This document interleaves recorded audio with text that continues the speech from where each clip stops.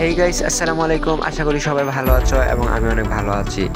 তো বরাবরের মতো আজকে একটা ভিডিও নিয়ে চলে আসলাম তোমাদের মাঝে।